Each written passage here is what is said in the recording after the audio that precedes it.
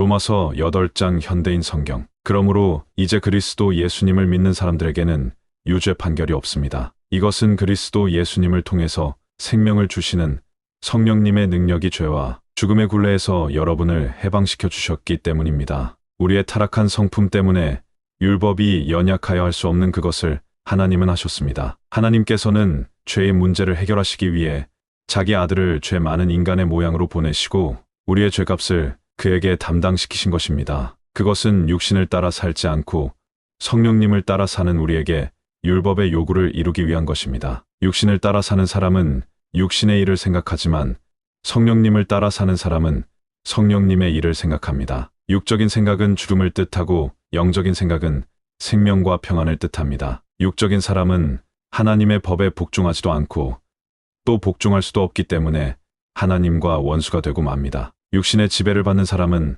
하나님을 기쁘시게 할 수 없습니다. 그러나 성령님이 여러분 안에 계시면 여러분은 육신의 지배를 받는 것이 아니라 성령님의 지배를 받습니다. 누구든지 그리스도의 영이 없으면 그리스도의 사람이 아닙니다. 그러나 그리스도께서 여러분 안에 살아 계시면 비록 여러분의 몸은 죄로 죽어 있으나 영은 의로 인해서 살아있는 것입니다. 죽은 사람들 가운데서 예수님을 다시 살리신 분의 영이 여러분 안에 계시면 그리스도를 살리신 그분이 여러분 안에 계시는 성령님을 통해 여러분의 죽을 몸도 살리실 것입니다. 형제 여러분, 우리가 빚진 사람들이지만 육신의 빚을 지고 육신을 따라 살아서는 안 될 것입니다. 만일 여러분이 육신을 따라 살면 죽을 것이지만 성령님을 통해 육적인 악한 행위를 죽이면 살 것입니다. 성령님의 인도를 받는 사람은 다 하나님의 아들들입니다. 여러분은 다시 두려워해야 할 종의 영을 받은 것이 아니라 하나님의 아들이 되게 하는 성령을 받았습니다. 그래서 우리는 성령님을 통해 하나님을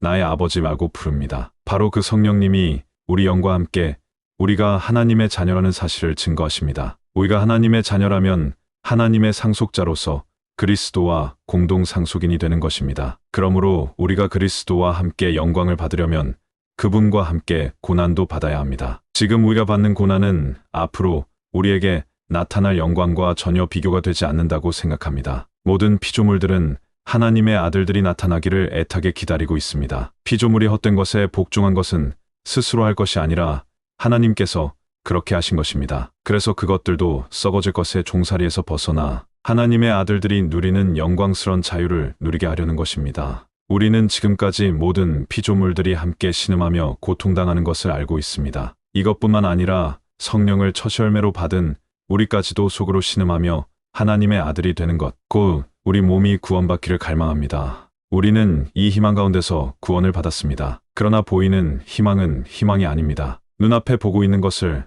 누가 바라겠습니까? 만일 우리가 보지 못하는 것을 바란다면 참고 그것을 기다려야 할 것입니다. 성령님도 우리의 연약함을 도와주십니다. 우리가 어떻게 기도해야 될지 모를 때 성령님이 말할 수 없는 탄식으로 우리를 위해 기도해 주십니다. 사람의 마음을 살피시는 하나님은 성령님의 생각을 아십니다. 이것은 성령께서 하나님의 뜻을 따라 성도들을 위해 기도하시기 때문입니다. 하나님을 사랑하고 그분의 계획대로 부르심을 받은 사람들에게는 결국 모든 일이 유익하게 된다는 것을 우리는 알고 있습니다. 하나님께서는 미리 아신 사람들이 자기 아들의 모습을 닮게 하시려고 그들을 예정하시고 그리스도가 많은 성도들 가운데 맏아들이 되게 하셨습니다. 하나님은 예정하신 사람들을 부르시고 부르신 그들을 의롭다고 인정하시고 의롭다고 인정하신 그들을 또한 영화롭게 하셨습니다. 그렇다면 우리가 이 일에 대하여 무슨 말을 할 수 있겠습니까?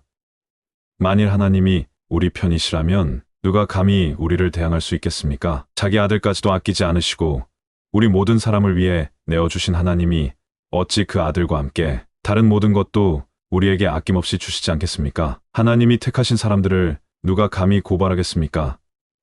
우리를 의롭다고 인정하신 분이 하나님이신데 누가 우리를 죄인으로 단정하겠습니까? 그리스도 예수님은 죽었다가 다시 살아나셔서 하나님의 오른편에서 항상 우리를 위해 기도해 주십니다. 그런데 누가 우리를 그리스도의 사랑에서 끊는단 말입니까? 고난입니까? 외로움입니까? 핍박입니까? 주림입니까? 헐벗음입니까? 위험입니까?